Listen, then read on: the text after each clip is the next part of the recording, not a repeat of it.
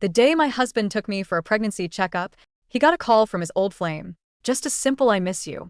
And he left me standing on the curb without a second thought. I expected to lose it, to yell and scream at him, but I didn't. I just stayed quiet and calmly booked an appointment for an abortion the next day. But when my husband found out, he completely lost it, practically shoving his beloved out of his arms, begging me in tears to forgive him. Today was supposed to be the day Chris Blanchard, my husband, took me to the hospital for a pregnancy checkup. Halfway there, his old love, Fern Robbins, called to tell him her son had a high fever. Without any explanation, he told me his 3-month-old pregnant wife to get out of the car and drove straight to Fern's house. Was in the opposite direction. He left me stranded on a deserted road. The heavy snow that night had turned everything into an icy mess, and I slipped and fell. Pain shot through my stomach like 100 needles stabbing at once. Kind stranger found me and drove me to the hospital. I was so glad to hear the doctor said my baby was fine. After the checkup, I kept calling Chris hoping he'd come pick me up, but he never answered. Call after call went to voicemail or a busy signal. But when Fern called him, he picked up right away. It reminded me of how things were before we got married. Phone was always on, always waiting for my call. I went home, my heart heavy, and just collapsed on the bed. Chris came back around 1 a.m., annoyed and muttering under his breath as he walked in. "You went to bed already. You didn't even leave the light on for me." I used to wait for him no matter how late he came home. And if I fell asleep, I'd leave the bedside lamp on. But night, I just didn't have it in me to care. I turned over facing away from him and leave his questions on air. He clicked his tongue in irritation. "Are you serious right now?" Fern's son had a 102-degree fever. If I hadn't taken them to the hospital, he could have ended up with brain damage. Show a little compassion, would you? Did you think about me at all? When you left me on the curb in the middle of a snowstorm, did you even care if I managed to get to the hospital or not? "I'm pregnant, for heaven's sake, with our baby." I snapped. "Who's your wife, Chris? Is Fern so incapable that she can't call 911 on her own? Why? Does she have to ask someone else's husband to deal with her problem?" I kept going. Chris let out a long, exasperated sigh, looking at me like I was losing hold. "Don't be so petty, Ellie. Fern's just returned from England. Her British husband divorced her, and she doesn't have anyone else. Here, I'm the only person she knows. Things hasn't been easy for her. Raising a kid alone is draining. If there's something I can do to help her, then I had to for her." I felt tears prick at the corners of my eyes. "Then, why don't you just divorce me and go be with her? That's what you want, right?" The more I talked, the more my heart hurt. I remembered the days before we got married. The Chris I used to know would put me first in everything. When I had even a slight cold, he'd be frantic, rushing me to the hospital, ignoring urgent calls from his boss in the process. But now he was like a stranger, indifferent and distant. Maybe he saw the heartbreak on my face because he softened a little, stepping closer and wrapping me in his arms. "Come on, don't be mad, honey. Forgive me this one time. I swear I'll never do it again," he said softly, trying to soothe me. One of his hands slipped under my collar, while his lips brushing against my neck. I've missed you. It's been a while since we've done it." I slapped his hand away hard. "What do you mean a while? We just did it last month. The doctor warned me. No more sex until after the baby's born, or I could miscarry. All right?" "All right," Chris muttered, clearly frustrated as he let me go. He grabbed his phone, and whatever he saw made his whole face light up. His eyes went soft and gentle, and he looked completely absorbed. I called his name, but he wasn't answering. It was like he didn't even hear me. While he was in the shower, I picked up his phone from the bedside table. To my surprise, he had changed the lock screen password. It used to be my birthday. After several failed attempts, I tried entering 1123, and it worked. November 23rd was the day his precious Fern Robbins returned from England after her divorce. I couldn't help but scoff as I unlocked Chris's phone, immediately seeing their message history. Fern's words dripped with sweetness. Her constant calling on my husband was getting on my nerves. "Fern, Chris, thank you so much for today. I don't know what I would have done without you. If only you were Tony's dad. Chris, if you don't mind, let Tony call me dad. I actually quite like it." Topped with smiley face. My heart sank, my whole body going numb. It felt like all the blood in my veins froze solid. Just then a notification popped up. Another message from Fern. It was a voice message just 2 seconds long. I hit play. A young boy's voice chirped. "Thank you, Daddy. Chris." I couldn't help but laugh, though it was the kind that laced with bitterness. Here I was carrying Chris's child, and he was off playing father to another woman's son. I could still remember his promises from our wedding night. The vows to love me forever, to be loyal, to cherish only me. It had barely been 3 years, and those promises had rusted over. Chris stepped out of the shower, catching sight of me with his phone, his face contorted with rage. And he shoved me hard enough that I crashed to the floor. Pain shot through my belly, and I had to grit my teeth against it. What the hell do you think you're doing? Ever heard of privacy? I stumbled and hit the floor, feeling a sharp pain in my stomach. I gritted my teeth against the pain. Privacy? What about boundaries? I spat, struggling to get back up. You're letting Fern's kid call you dad? What does that make our baby? Oh, come on. It's just a godfather thing. Why do you have to make everything a big deal? He said coldly. He didn't even bother to help me up. Staring down at me with annoyance, his brows furrowed. It's not like I'm leaving you to marry Fern. Isn't that enough for you? His words stung. My thoughts flashed back to 3 years ago when he proposed. He had looked at me with eyes full of warmth back then, his words sweet enough to make bees swarm. But now he couldn't even look at me without disdain, as if I was something he wished he could scrape off his shoe. Just as I was about to respond, his phone rang. I glanced at the screen. He had saved Fern's contact under a ridiculously affectionate nickname, Fernie. He picked up immediately, completely unbothered by my presence. Hey, Chris. Fern's voice purred from the other end. Sorry to bother you again, but Tony's been fussy all night. He says he misses his daddy, Chris, and wants you to come and read him a bedtime story. Chris's face lit up like a kid on Christmas morning. He didn't hesitate for a second. Isn't he a cute boy? Well, I can't let him down, can I? All right, I'll be right there. Wait for me, Tony. Daddy's on the way, Chris. I called out, my voice trembling as he headed for the door, practically begging, please don't go. Stay here with me. I sprained my ankle when you pushed me. It was true. My ankle throbbed with every slight movement, the pain shooting up my leg like needles. But Chris just looked at me, eyes full of disdain. Seriously? I barely pushed you, Ellie. Stop being so dramatic. He shrugged on a fresh jacket, even taking the time to fix his hair in the mirror, and then turned to leave. I could feel my anger boiling over. Chris, if you walk out that door tonight, we're getting a divorce. Divorce? Chris chuckled dismissively. Don't be ridiculous. You really want our child to grow up fatherless? He paused, turning to look at me when he saw determination on my face. Expression. He shook his head in disbelief. Unbelievable. He walked over, scooping me up and dropping me on the bed, like he was doing me a favor there. All right, just stay in bed and rest. You'll be fine. By morning. I said nothing, watching him leave. Once he was gone, I pulled out my phone and scheduled an abortion for the next day. I couldn't do this anymore. I didn't sleep a wink that night. It wasn't like I was waiting for him. I just couldn't. But just like what I had in mind, Chris didn't come home. At dawn, just as the sky began to lighten, a message from an unknown number came in. There were several photos, all of Chris. He was shirtless, love bites clearly visible on his neck, holding around a 5-year-old boy in his arms. The boy clutched a picture book while Chris read to him, his face gentle and relaxed, the very image of a doting father. I didn't need to ask who had sent the pictures. A moment later, a message came through Fern. He really is a great dad, isn't he? My vision went blur as rage turned in my gut. I didn't reply, and I blocked the number instead. At noon, I went to the hospital alone and had the abortion.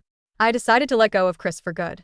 I would spend the rest of my life learning how to love myself. When I finally left the hospital, hobbling down the steps on my weak state, I saw him, Chris, standing there like the universe's cruel joke, holding a little boy in one arm and gripping a woman's hand with the other. It was Fern, of course, the woman who had stolen everything from me. They looked like a happy little family, a picture-perfect trio standing in the afternoon sunlight. I couldn't help it. I laughed, sharp, bitter laugh that echoed off the hospital walls. It was all so pathetic, so cliché. What a lovely family, I said, slow claps punctuating each word. My voice filled with a cold, empty amusement. Chris's head snapped up, and I watched the panic flash across his face before he quickly let go of Fern's hand. He looked at me with a frown, his eyes narrowing. Ellie, what are you doing here? Ellie, what are you doing here, lady? What are you doing here? I gave him a thin, humorless smile. Getting an abortion, I said, my voice flat. I looked down at the boy in his arms who was sticking his tongue out. Son now. Congratulations. He's officially your father. All yours now. Chris froze, his face going pale. He set the boy down and stormed over to me, grabbing my arm tightly. What are you talking about? You got rid of our baby. Are you out of your mind, Ellie? His grip was so tight, I could feel my bones grinding together. But I didn't flinch. What do you think I'm talking about? I yanked my arm free, and with a sick feeling in my stomach, slapped him as hard as I could. We're done, Chris. I want a divorce. Chris was stunned by my slap. Standing there frozen, his face a mix of shock and disbelief, was Fern, who rushed to his side, hands cradling his face as if he were a wounded animal. She glared at me with red-rimmed eyes full of indignation. Ellie Martin, look at what you've done to him. You've gone too far, she yelled. Too far? I let out a cold laugh. Without a second's hesitation, I slapped her too hard, enough that the sound echoed down the sterile hospital corridor. If you think that's too far, then what do you call tearing apart someone's marriage? Does that make you the victim now? Fern let out a high-pitched scream, stumbling back, clutching her cheek in shock.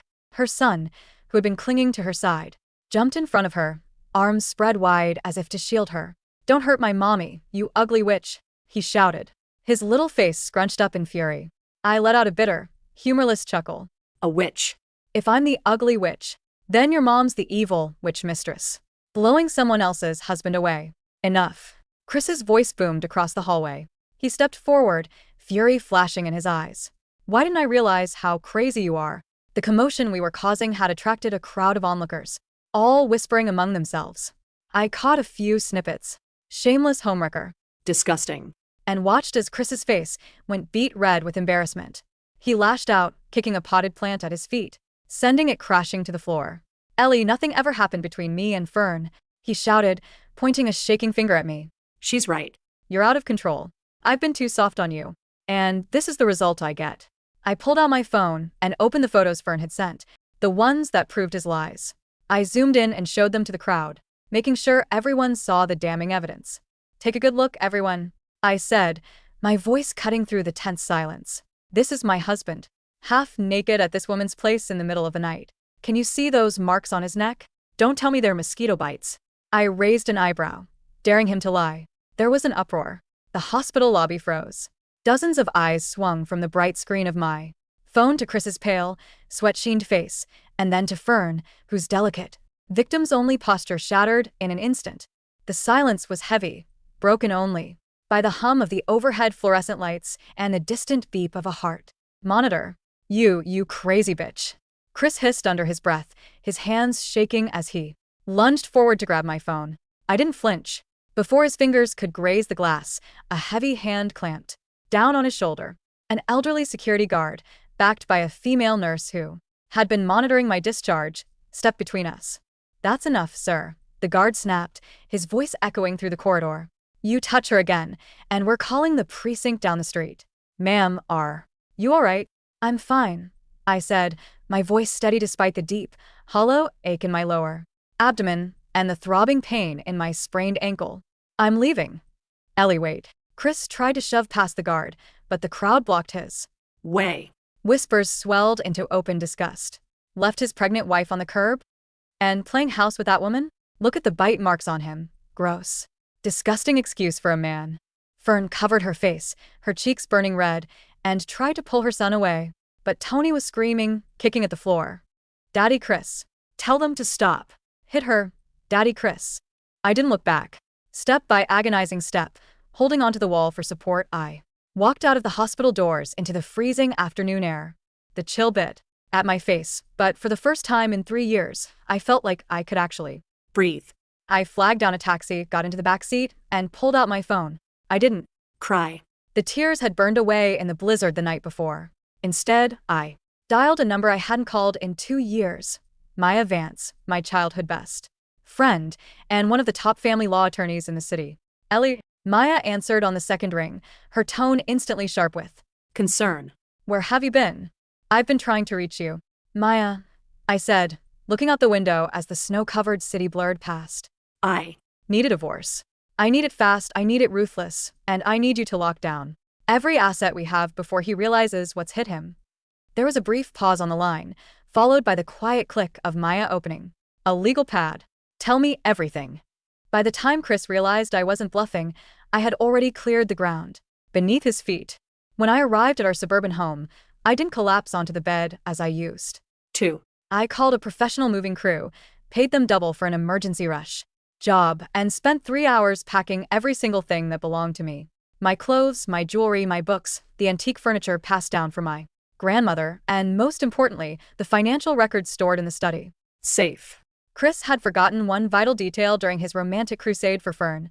Our house was purchased with a massive down payment provided entirely by my late parents' estate. My name was primary on the deed. The business he ran, a boutique logistics consultancy, had been launched with a low-interest loan from my family trust, a loan that was now officially in default due to missed repayments he thought I would simply ignore forever.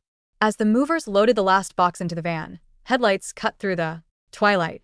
Chris's sedan pulled into the driveway, tires screeching against the slush. He burst through the front door, his coat unbuttoned, his hair disheveled. "Ellie, what the hell is this? What are these vans doing here?"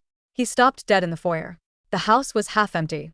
The brass chandelier was gone, the custom artwork removed, the living room bare save for his lone leather armchair. "I'm leaving, Chris," I said calmly, standing by the stairs with my coat zipped up tight and a small suitcase at my side. "You're out of your mind," he yelled, striding toward me, his face twisted in a mix of panic and fury. "You had an abortion without telling me?" That was my child too. "You murdered our baby because of a stupid misunderstanding." Misunderstanding. I let out a low, cold laugh that made him pause. "You left me in a snowstorm on a deserted road while I was carrying your baby. I fell. Chris. I was bleeding on the ice while you were playing father to another woman's son. You didn't answer my calls. You didn't come home. And then you slept with her." "I didn't sleep with her," he bellowed, though his eyes darted away nervously. "She was emotional. She cried. She held on to me. The marks were from her grabbing me when she was hysterical. Nothing happened. Save it for the judge," I said quietly. I pulled a crisp white envelope from my coat pocket and dropped it on the hall table between us. "That's a formal notice of divorce, along with an emergency freeze on all joint accounts.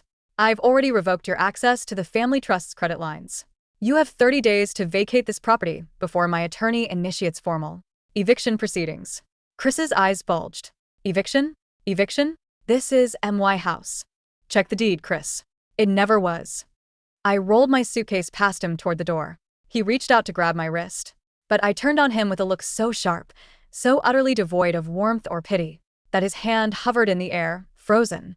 "Touch me," I whispered, "and I hand the viral video of you at the hospital, along with the photos Fern sent me of you in her bed, to your board of directors. Let's see how your corporate clients feel about funding a man who abuses his pregnant wife."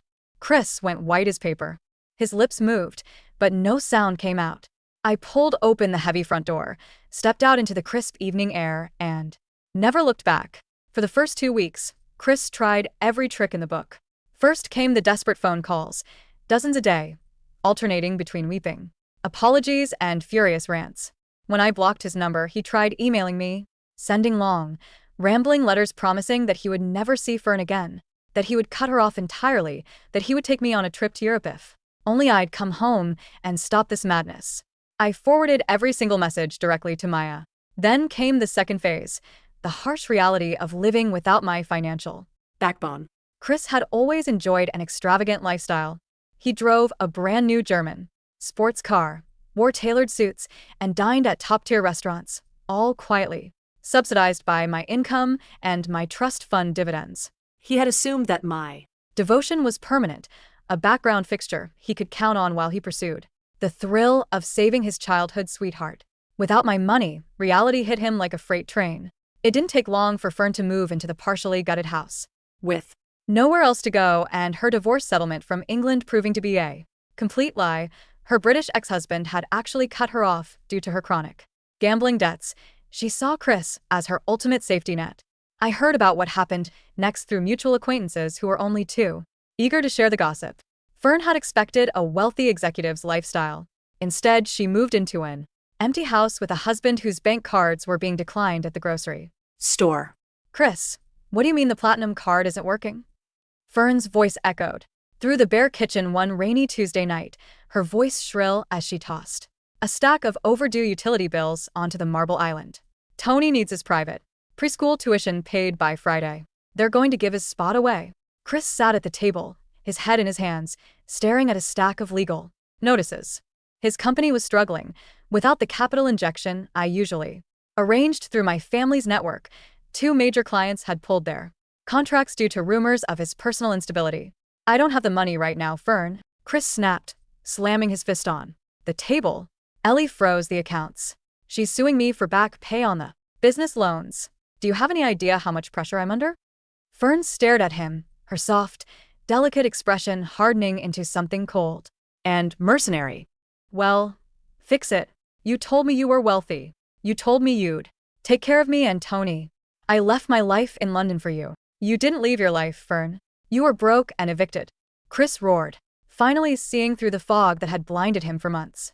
You lied to me. You told me your ex abused you, but his lawyers sent me his restraining order against you. Tony, hearing the screaming, ran into the room and began wailing, throwing a heavy plastic toy at Chris's head. Don't yell at mommy, you mean man. I want my Real daddy. Chris dodged the toy, looking at the crying boy and the sneering woman, and for the first time, a wave of sickening regret washed over him. He had traded a loyal, quiet, loving wife who built him up for a leech who was bleeding him dry. While Chris's life was decomposing into chaotic arguments and mounting debt, I spent my winter healing. I moved into a sunlit loft in the historic downtown district, a place I had bought years ago as an investment property. I threw myself back into my passion, art curation and gallery management, a career I had put on hold to support Chris's business ambitions. My body recovered slowly. The physical pain of the abortion and the sprained ankle faded, replaced by a quiet, fierce strength. I took long walks in the snow, attended therapy, and surrounded myself with real friends who loved me for who I was, not what I could provide. One afternoon in early spring, Maya came over to my loft with a bottle of wine and a thick folder of legal documents. It's over, Maya said, flashing a bright, triumphant smile as she laid the papers on my coffee table. The judge signed the final decree this morning. You get the house, full reclamation of your family trust funds, and he has to pay back every cent of the business loan over the next 5 years. I took the pen and signed my name on the final line. Ellie Martin. not Blanchard. Just Martin. How is he taking it? I asked casually, taking a sip of wine. Maya scoffed. He's a wreck. The house is officially up for court-ordered auction next month to pay off his debts to you. He tried to file for bankruptcy, but the judge denied it because of his documented asset concealment. Oh, and Fern? She left him last week. I raised an eyebrow. She left. The second she realized he was truly broke, she emptied his remaining personal savings account, about $8,000, and vanished with her son. Word on the street is she moved in with some elderly real estate agent in the suburbs. I shook my head, feeling neither pity nor joy, just a profound sense of relief. He got exactly what he asked for. A month later, I held my grand reopening exhibition at the downtown gallery I had renovated. The space was packed with artists, collectors, and high-profile figures from the city's cultural scene. Soft jazz played in the background, and the walls were adorned with brilliant, expressive paintings centered around themes of resilience and rebirth. I was standing near the entrance, chatting with a prominent museum director, dressed in an elegant ivory silk jumpsuit, my hair styled in soft waves, looking healthier and happier than I had in years. Then, the heavy glass doors opened. The room didn't fall silent, but I felt a sudden shift in the air. Standing in The entryway was Chris. He looked unrecognizable. He had lost at least 20 pounds, his suit was rumpled and ill-fitting, and dark shadows hung beneath his bloodshot eyes. He Looked like a ghost who had wandered into a brightly lit room. The gallery assistant moved to intercept him, but I raised a hand, stopping her. I excused myself from my conversation and walked over to him, stopping a few feet away. You shouldn't be here, Chris, I said calmly. My lawyers made it clear that you aren't supposed to contact me. Chris looked at me, his eyes brimming with unshed tears. He swallowed hard, his hands trembling at his sides. Ellie? God, Ellie, you look incredible. I know, I replied coldly. What do you want? Without warning, Chris dropped to his knees right there on the polished concrete floor. Several guests turned to look, murmuring in hushed tones. Ellie, please, he sobbed, reaching out to grasp the hem of my trousers, but I stepped back, completely out of his reach. Please, I begged you. I was stupid. I was a fool. Fern manipulated me. She lied about everything. She stole from me and left me with nothing. You made your choice, Chris, I said, my voice cutting through his frantic. Please, like ice. Fern didn't drag you out of the car that night. Fern didn't leave me stranded in a snowstorm. You did that all on your own. I was blind. I swear to God, I never loved her. It was just ego, just nostalgia. Tears rolled down his haggard cheeks as he looked up at me from the ground. I miss you, Ellie. I miss our home, our life. I can't live without You. The house is gone. My company is bankrupt. I have nothing left. I looked down at the man I had once thought I would spend the rest of my life with. I looked for a trace of the love I used to feel, for a shred of anger, or even a hint of vengeance. There was nothing, just emptiness. You had a wife who loved you, who supported you, and who was carrying your child, I said quietly, leaning down slightly so only he could hear. You threw all of it away for a fake fantasy. You aren't kneeling here because you love me, Chris. You're kneeling here because you're broke and alone. No.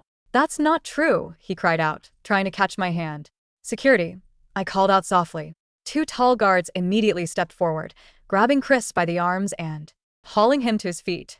He thrashed weakly, his eyes wide with desperate panic, as they began escorting him toward the door. Ellie, Please. Give me one more chance. Ellie, his cries echoed across the gallery, drawing pitying, disgusted looks from the patrons. I turned my back on him before he even cleared the doorway.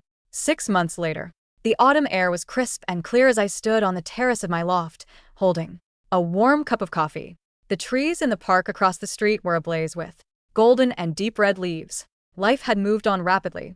My gallery was thriving, expanding into international, contemporary art exhibitions.